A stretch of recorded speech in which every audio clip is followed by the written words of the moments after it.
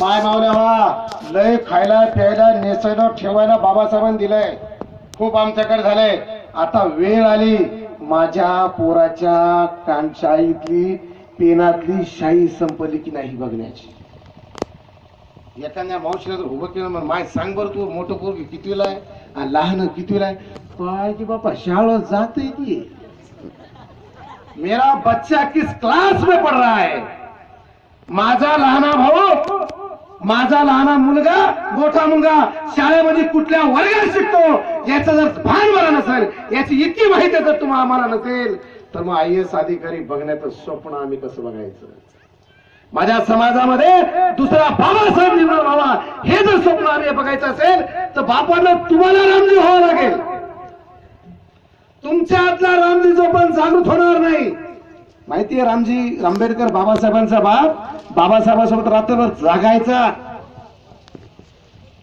भीमराव उठ, तुम्हाला नाही बाबासाहेबांना, भीमराव उठ अभ्यास कर व्हायचा. बाबासाहेबांचे वडील बाबासाहेबांना उठून पाणी द्यायचे, चहा करून द्यायचे, मग बाबासाहेब अभ्यास करायचे. अरे लेकरू झोपायच्या पर्यंत बापच उताना झोपायला आहे ना बापा इथं. मग लेकरू शिकायला की नाही कसं कळल. एक बार पुस्तकं वया घेऊन दिल्यानंतर माझ्या कुठल्या बापानं कुठल्या माईनं पोराची वही संपली का म्हणून बघितलं का माय.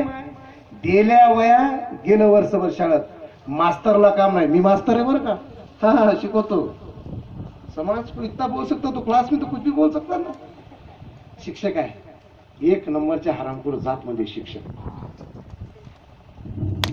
पिढ्याना पिढ्या बर्बाद झाल्या शिक्षकांमुळे.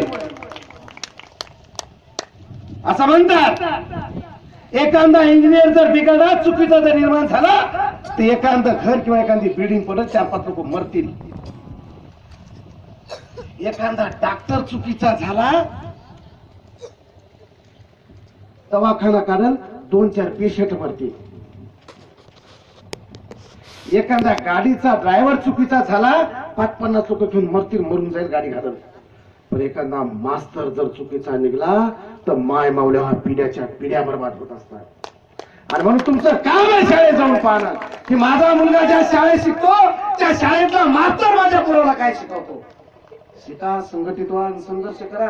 बहुत लंबा पल्ला आहे, लय लांबच्या गोष्टी ठरवून बापा. शिका शिका शिका 10वी पर्यंत. विचार मंचावर बसलेल्या अधिकाऱ्यांच्या सोडत 10वीच्या पुरी कुणी शिकलं की नाही प्रश्न निर्माण येतो. सरपंच अवघड वाटतं.